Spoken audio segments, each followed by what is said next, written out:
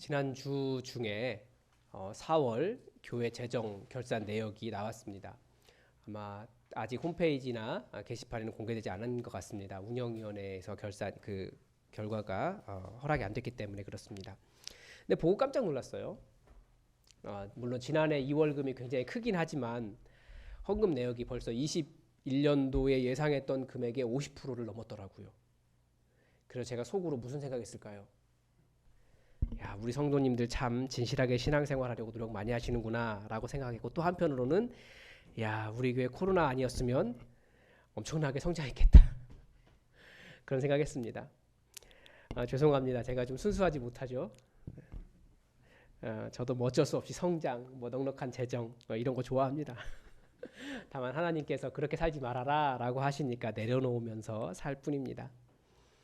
그런데 지난주에 어떤 목사님께서 이 코로나19 사태가 교회에 미친 영향에 대해서 이런저런 말씀을 하시는데, 많은 목사님들이 코로나19가 끝나면 교회에 미친 그 영향이 다 없어지고 다들 교회가 회복될 것이라고 생각한다는 거예요.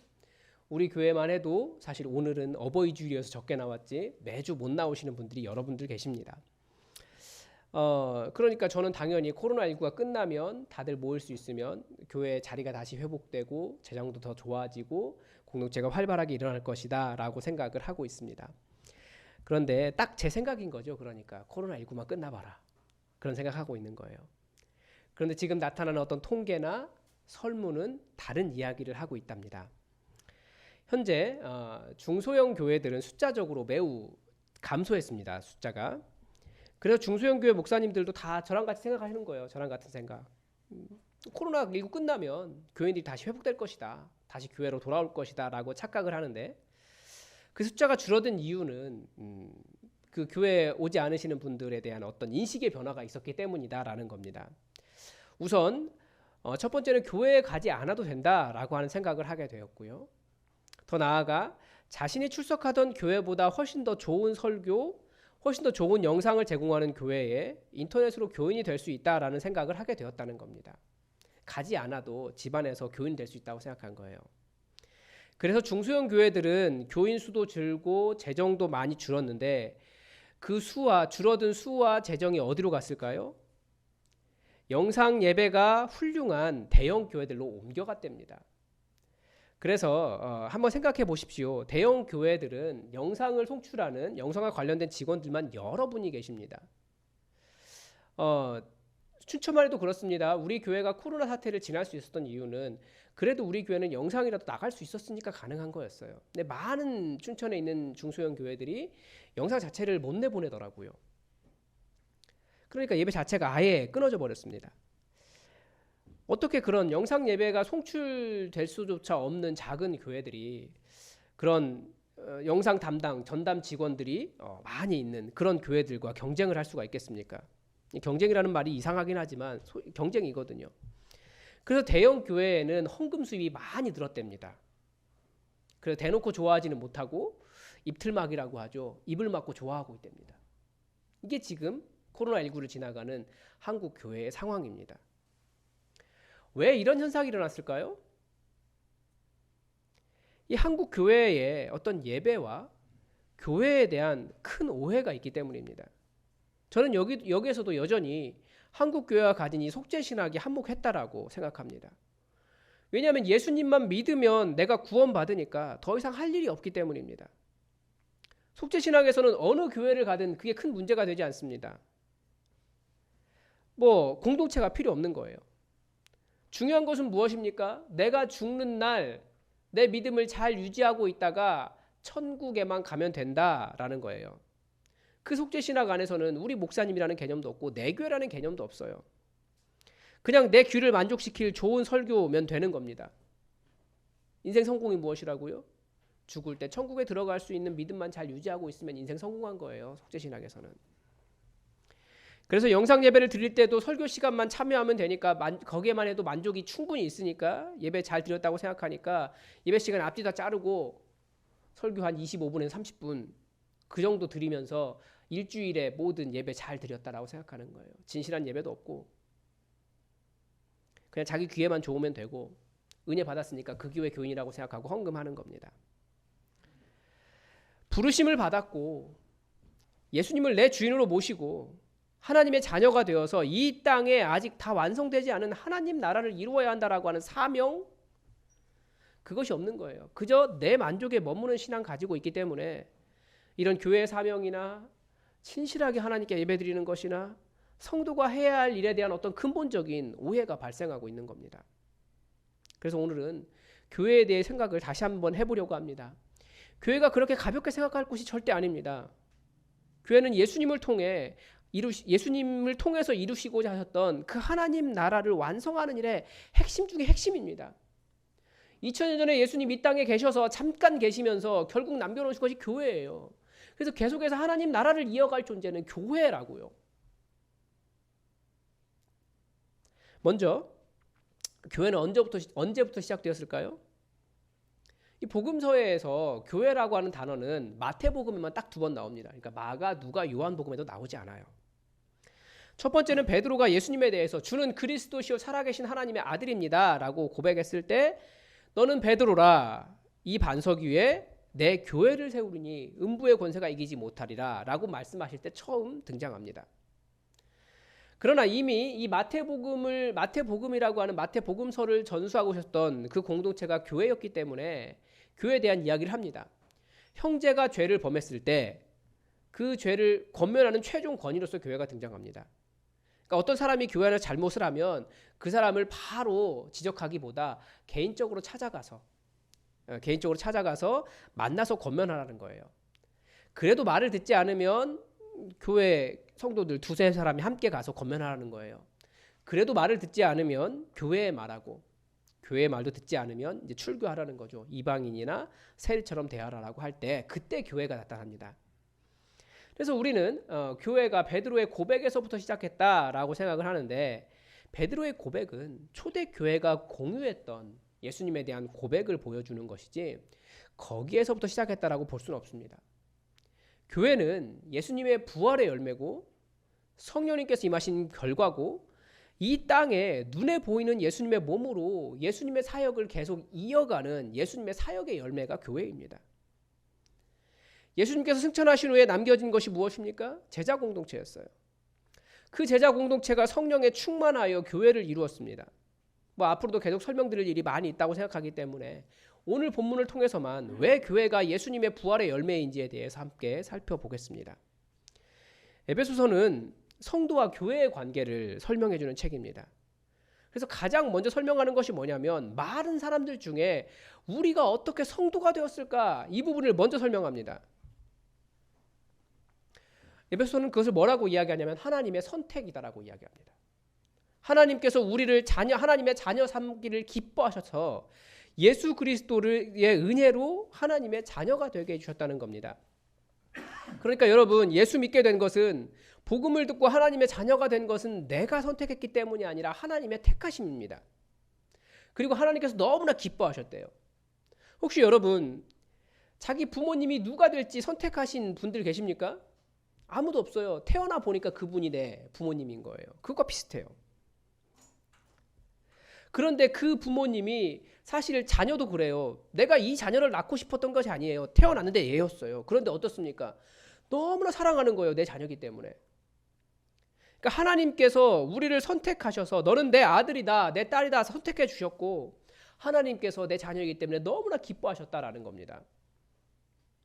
여러분 어떤 나라에 어떤 집안에 태어나고 싶으셨습니까?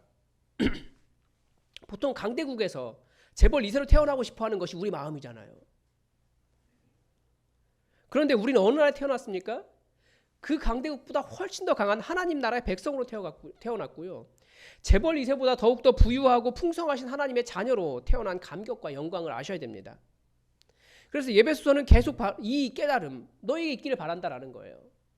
너희가 어떠한 사랑과 어떠한 풍성함과 어떠한 영광을 가지고 하나님 나라의 백성이 되었는지 하나님의 자녀가 되었는지 좀 깨달아라. 내가 이렇게 글을 썼는데 이것 가지고는 부족하기 때문에 너희가 좀 그 깊이와 그 영광과 그 사랑의 넓이를 다 좀 알았으면 좋겠다라고 간절히 기도하는 게 사도 바울의 기도입니다. 그래서 에베소서 1장 18절에서 너희 마음의 눈을 밝히사 그의 부르심의 소망이 무엇이며 우리를 왜 불러주셨냐는 거예요. 이 땅의 많은 사람들 중에서 여기는 놀라운 소망이 있다라는 거죠.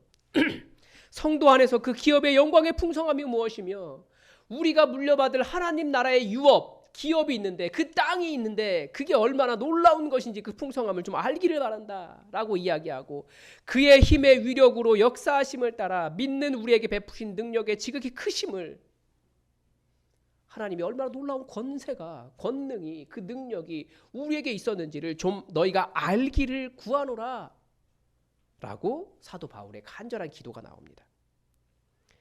여러분 우리에게는 어떠한 권세보다도 그 어떠한 재물보다도 더 풍성한 하나님 나라의 기업이 하나님의 자녀된 특권이 바로 우리에게 있습니다. 이럴 때 아멘 하시는 겁니다. 그 힘의 위력 우리에게 베푸신 능력의 지극히 크심 이것이 무엇입니까? 이게 다 무엇이냐면 하나님의 능력이거든요. 그 능력이 어디에 나타났습니까? 그 하나님 나라의 모든 능력을 보여주신 것이 바로 예수 그리스도의 부활에 담겨 있습니다. 그래서 오늘 읽은 본문 20절은 이렇게 시작하는 거예요. 그 하나님의 능력이 예수 그리스도의 부활에 담겨 있기 때문에 그의 능력이 그리스도 안에서 역사하셨습니다. 그래서 그 능력이 예수 그리스도를 죽은 자 가운데서 일으키시고 일으키실 뿐 아니라 하늘에서 당신의 오른편에 앉히셨습니다. 예수 그리스도의 부활의 능력, 그게 하나님의 능력인데 그 하나님의 능력이 예수 그리스도를 부활시키셨고 올리셔서 하나님 보좌에 앉히셨대요. 실제 하나님 오른편을 이야기할 수도 있지만 하나님의 보좌, 즉 왕의 보좌에 앉히셨다라고 하는 하나님의 왕의 권위를 의미하는 겁니다. 그러면 예수님은 누가 되는 겁니까? 바로 왕자, 세자가 되었다는 뜻입니다. 그런데 이것은 어떤 표현이고요. 하나님 아버지와 아들의 관계로 표현했기 때문에 세자처럼 표현한 거지 결국 그 왕좌에 앉으셨다라는 것이 됩니다. 그러면 우리 예수님은 누구십니까? 왕이세요. 그것을 설명하는 것이 21절입니다. 모든 통치와 권세와 능력과 주권과 이 세상뿐 아니라 오는 세상에서 일컫는 모든 이름 위에 뛰어나게 하시고 통치, 권세, 능력, 주권 이 세상뿐 아니라 오는 세상에서 일컫는 모든 이름 무엇을 의미합니까? 우리가 성경을 이해할 때 이런 것들은 구체적으로 연결을 해봐야 돼요. 여러분 추상적인 개념이 많이 들어있어요. 근데 여기서 말하는 단어들은 말 그대로 권력을 가진 모든 존재들을 다 이야기합니다. 그러니까 사도 바울이 이 에베소서를 쓸 때에 통치, 권세, 능력, 주권은 누구에게 있었습니까? 로마의 황제에게 있었습니다. 그러니까 예수님의 권세가, 예수님의 능력이, 예수님의 권력이 로마의 황제보다 더 세다는 거예요. 혹은 그 지역을 다스리던 로마의 어떤 위임받은 총독 그런 사람보다 더 강하다는 거예요. 물론 그 로마 이후에도 여러 왕권들이 왔겠죠. 정부 권력들도 있었습니다.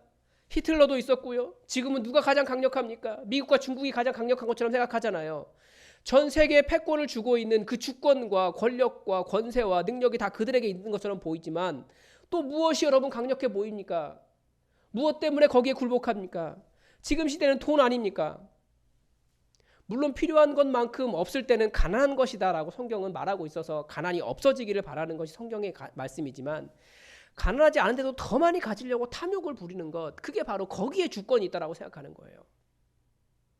그러면 딴 세계에 넘어가기 시작하는 거죠.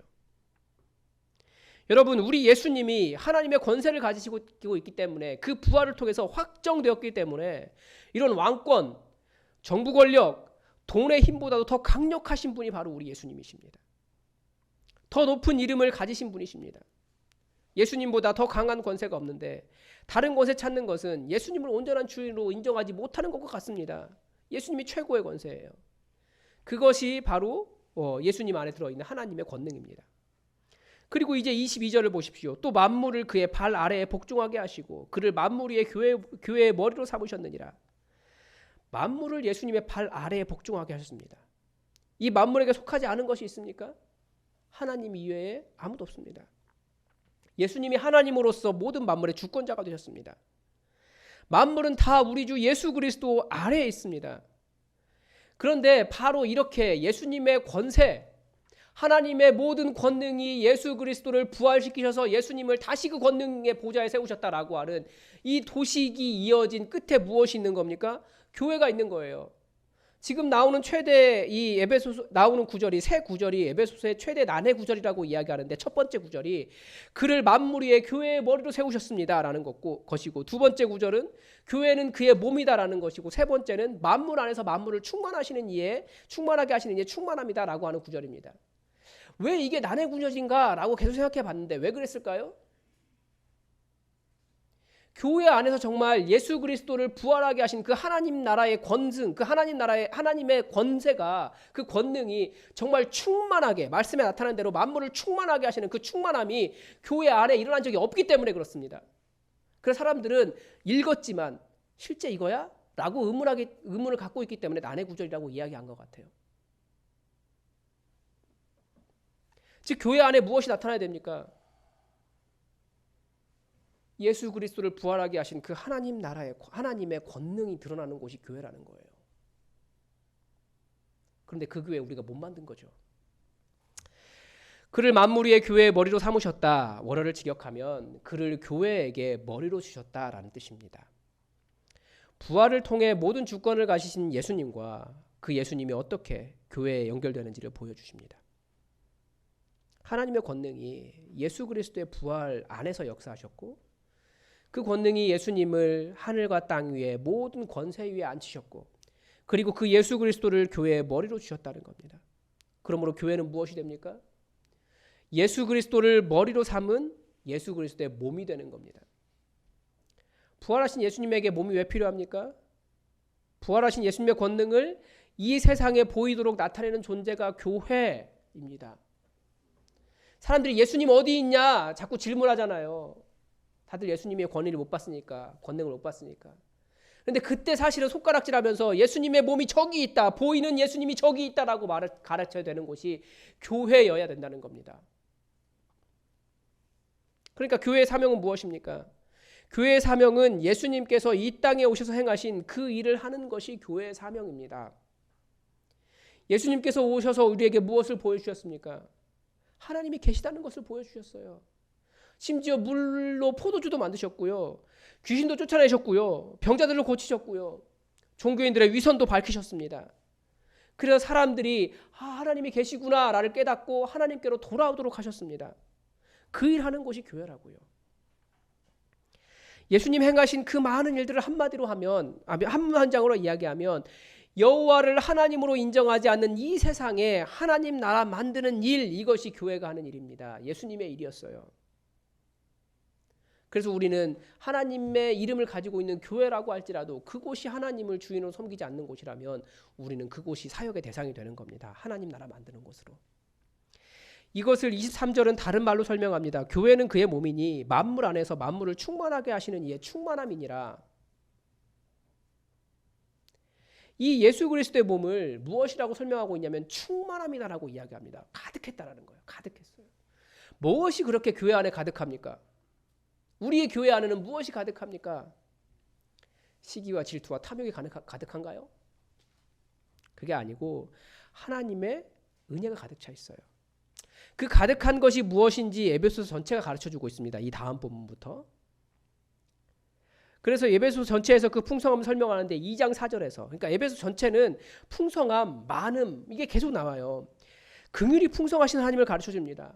그러니까 교회 안에는 뭐가 많아야 됩니까? 이 하나님의 긍휼로 가득 차 있어야 돼요.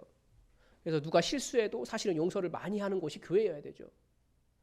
그래서 제가 교회 사역하면서 느낀 것은 사실 교회만큼 날카롭고 예민하고 긍휼이 없는 곳이 좀 드문 것 같아요. 특히 교회 안에 가장 낮은 직분을 가지신 분들이 계세요. 저는 교회 관리 집사님들하고 친한 일이 굉장히 많았는데 그분들이 가장 어렵더라고요. 당연히 이렇게 낮게 쳐다봐요. 긍휼이 더 많은 곳이어야 되는데. 2장 7절에서는 그 은혜의 지극히 풍성함을 설명하고 있습니다. 이 은혜가 무엇입니까?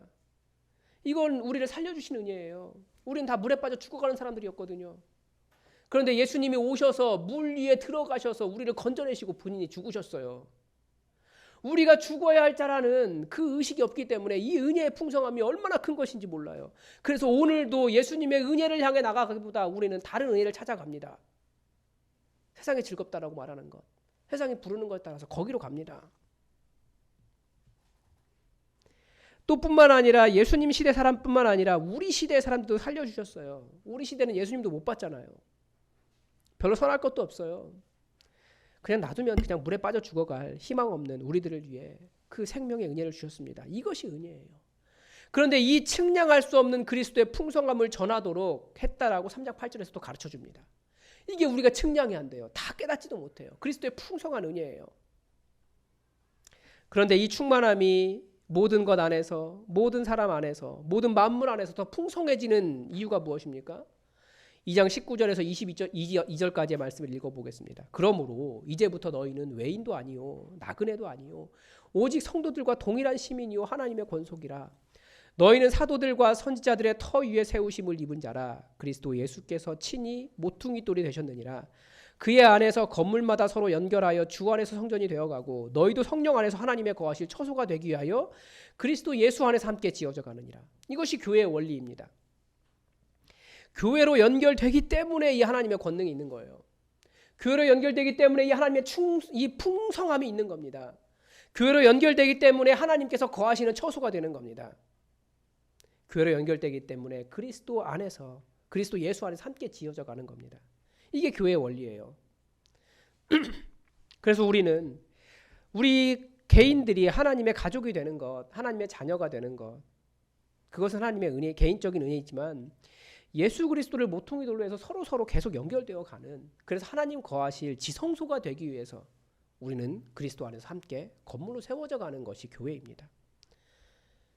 하나님의 그 모든 충만한 은혜, 그 능력, 그 사랑을 누리게 되는 방법이 교회라는 공동체를 이룰 때에만 가능하다는 겁니다. 그래서 복음을 제대로 받아들이고 예수님을 제대로 믿는 사람들은 모여서 하나의 집으로 세워져 가는 교회 공동체를 이루게 됩니다. 이게 원리예요. 그런데 공동체를 이룰 때, 그렇게 공동체를 이룰 때 예수 그리스도의 그 충만한 은혜가 더욱더 가득하게 됩니다. 다시 한번 정리하면 교회는 어떤 곳입니까? 하나님의 모든 충만함, 그 사랑과 그 말씀과 그 은혜와 그 능력의 충만함을 가지고 이 온 세상을 하나님 나라로 만들어가는 곳이 교회입니다. 성도가 하나님의 충만하신 권능과 사랑과 은혜를 경험하는 곳도 교회입니다. 예수님의 부활의 권능이 가득 찬 곳도 교회입니다. 그리스도의 장성한 분량이 교회에 있기 때문에 우리는 교회 안에서 성숙해가며 온전해질 수 있습니다. 우리는 예수님을 주님으로 고백합니다. 예수 믿으면 그래서 구원받는다고 배웠습니다. 그런데 그 표현에는 생략된 표현이 하나 있습니다. 뭡니까? 바로 교회 안에서가 빠져 있습니다. 이게 종교개혁이 좋은 일 하다가 정말 종교개혁이 좋은 일 하기 위해서 좋은 일 하다가 사실 더 좋은 것도 같이 버려버린 결과가 여기에 좀 있긴 합니다. 이 교회를 배우지 못하면 구원을 받긴 하겠지만 하나님의 풍성함, 그 충만함, 교회 안에 가득한 하나님의 권능을 다 누리지는 못한다는 겁니다. 그래서 세상이 아무리 교회를 향해 손가락질해도 하나님의 충만하신 긍휼과 사랑은 교회를 통해서 드러나게 되어 있습니다. 3장 20절과 21절은 이렇게 선포합니다. 이게 정말 하나님의 풍성함이죠. 우리 가운데서 역사하시는 능력대로 우리가 구하거나 생각하는 모든 일에 더 넘치도록 능히 하실 이에게. 저는 기도할 때마다 이 말씀을 붙잡거든요. 하나님, 제가 다 구하지 못하고 제가 다 아뢰지 못하고 제가 생각하는 것보다 하나님 분명히 뛰어넘으시는 분이기 때문에 더 능하게, 더 풍성하게, 더 넘치도록 채워주실 분인 것을 믿습니다. 그러면서 기도합니다. 이 말씀 붙잡고. 그런데 그 영광이 어디에 있다고요? 교회 안에서와 그리스도 예수 안에서. 교회 안에서와 그리스도 예수 안에서 영광이 대대로 영원 무궁하기를 원하노라. 하나님은 우리에게 넘치게 주실 수 있는 분이에요. 그런데 그 영광이 어디에 있습니까? 교회 안에서와 그리스도 예수 안에서입니다. 종교개혁하면서 개혁자들이 로만 카톨릭이 교회가 되지 못하였다고 생각해서 그 교회를, 공동체를 빼버린 겁니다. 그래서 복음만 믿기만 하면 구원받는다만 남겨놨지만 교회는 없어질 수 없는 곳입니다. 예수 그리스도의 그 부활과 예수 그리스도의 하나님 나라 만드는 사역에 계속해서 이어질 예수 그리스도의 몸이기 때문에 그렇습니다. 그래서 기도 제목이 있거든. 여러분, 교회 공동체와 나누고 함께 기도해야 되는 이유가 이겁니다. 공동체가 함께 기도하면 권능이 달라요. 우리는 이 역사를 교회 설립과 함께 계속해서 배우고 있지 않습니까? 공동체 안으로 들어오지 않으면 그 권능의 일부는 경험해도 온전하게 경험하지는 못합니다. 이 땅 위에 하나님의 권능이 충만한 그 하나님 나라를 완성하는 그림의 마지막에 교회 공동체가 있기 때문에 그렇습니다. 이 공동체는 태초부터 있었어요. 하나님 세 분이 전부 다 공동체를 이루고 계셨고요. 아담과 하와를 지으시고도 너희가 온전히 한 몸 되라라고 말씀하셨어요. 공동체예요. 그리고 그 공동체의 이상을 구약시대에는 이스라엘이라고 하는 나라 안에 담으셨고요. 그것이 안 되니까 마지막으로 남겨놓은 이 신약시대의 공동체는 교회입니다. 이 공동체를 이루는 것 안에서 우리는 하나님 나라를 발견할 수 있어요. 여러분, 우리가 교회가 얼마나 중요한지를 우리가 지금 배웠습니다. 그런데 지금까지 교회가 없어서 문제였습니까? 우리의 문제는 항상 이거죠. 이름은 가졌지만 그 이름값을 하지 못할 때예요. 교회라고 불리는 곳이 없어서가 아니라 교회가 예수 그리스도의 이름으로 하나 된 성령님께서 하나 되게 하신 그 공동체를 온전히 이루지 못했기 때문입니다. 그래서 그 온전한 공동체를 이루지 못하면 그곳은 교회가 아니에요. 그래서 저도 올해 한 해 계속 목장교회 이야기한 이유가 그것 때문에 그래요.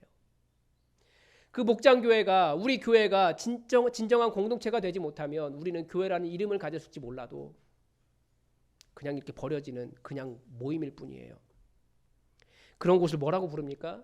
교회라고 부르지 않고 조직이라고 부릅니다. 우리는 조직을 만들려고 하지 말고 교회 공동체를 만들려고 노력해야 됩니다. 서로를 정말 사랑하고 정말 이해하고 정말 품어낼 수 있는 그런 공동체를 만들어야 됩니다. 여러분, 조직과 공동체의 가장 큰 차이가 뭘까요? 여러 가지가 있을 수 있지만 사실 우리도 조직이 되어 있기 때문에 다 말하지는 못하지만 조직과 공동체의 가장 큰 차이는 함께 아파하느냐 그렇지 않느냐의 차이입니다. 문제가 있으면 조직은 그냥 잘라내면 돼요. 함께 아파하면서 고민하면서 함께 시간을 보내서 견뎌내는가 그러지 못하는가의 차이라는 거예요. 우리는 지난 한 달간 또다시 우리의 공동체를 경험했어요. 우리 이종민 장로님의 손주인 이든이가 태어난 지 일주일 만에 중환자실에 입원했잖아요.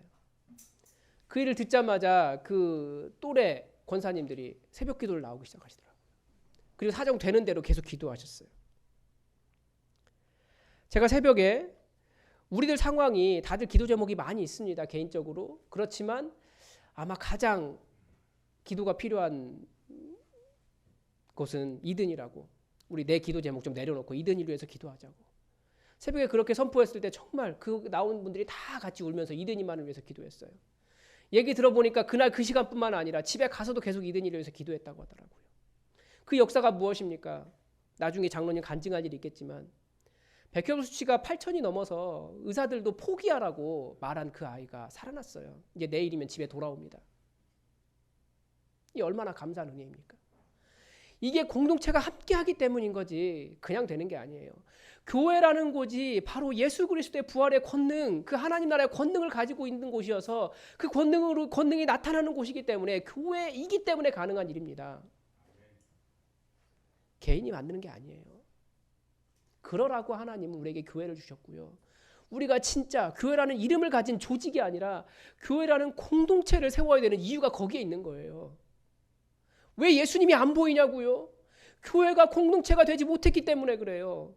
아픔을 함께하면서 정말 예수 그리스도의 그 권능이 나타나기를 간절히 구하는 그 공동체가 되지 못했기 때문에 그래요. 많은 교회들이 있지만 다들 돈 얼마나 벌었냐, 얼마나 많은 숫자가 들어왔느냐 여기에만 관심을 가지고 있지만 정말 서로의 아픔을 같이 하며 함께 성숙해가는 공동체 이루지 못하면 교회라는 이름을 가졌지만 나중에 예수님 오셨을 때 나 너희들 모른다라고 말씀하시는 것밖에 되지 못한다고요. 그래서 우리는 목장을, 우리 교회를 진짜 아픔을 함께하며 함께 이 길을 걸어갈 수 있는 예수 그리스도의 몸으로서의 교회를 진짜 공동체를 만들어가야 되는 겁니다.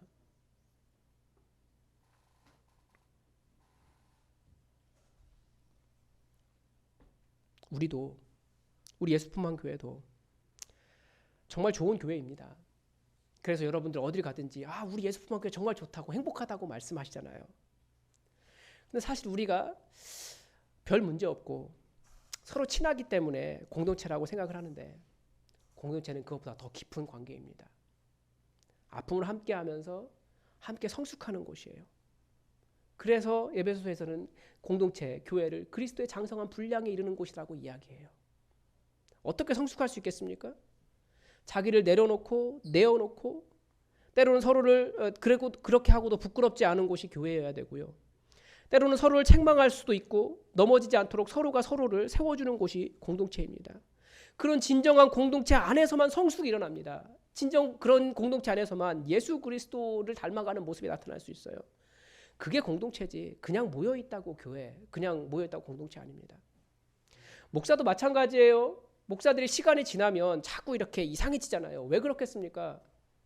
목사는 사실 공동체와 좀 이렇게 유리된 존재 같아요. 그래서 목사에게도 여러 가지 필요들이 있고 공동체를 이루어야 되는데, 그래서 저는 여기에 살러 왔다라고 이야기 말씀드렸었는데 결국은 저도 여기서 제 문제 이야기 못하고 딴 데 가서 이야기하잖아요.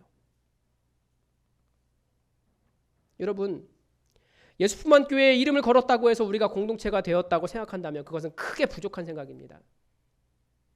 그냥 요즘 말하는 요즘 시대에 말하는 좋은 교회 좀 만들어갈 수 있을 것 같아요. 그러나 우리의 목표는 그런 좋은 교회 만드는 것을 뛰어넘어서 예수님을 살리신 그 부활의 권능이 충만한 진짜 공동체 만드는 것이 교회, 우리의 목표입니다. 여러분 진짜 교회 한번 해보겠다고 하는데 진짜 그런 교회 한번 만들고 싶지 않으십니까? 우리는 예수 품 안 교회라고 하는 그런 예수 그리스도의 권능이 있는, 그 부활의 권능이 있는 공동체로 부르심을 받았습니다. 이 부르심이 하나님의 택하심입니다.